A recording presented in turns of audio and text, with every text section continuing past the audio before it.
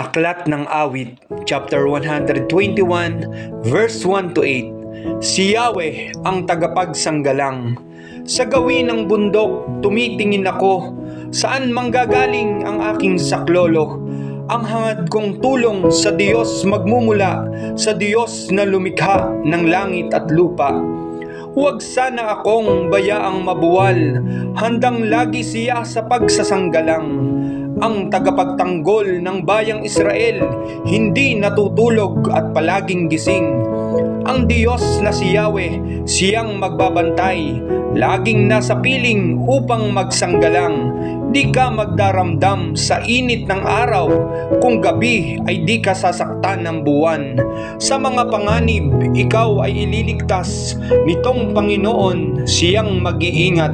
Saan man naroroon, ikaw ay iingatan, di ka maaano kahit na kailan. Amen.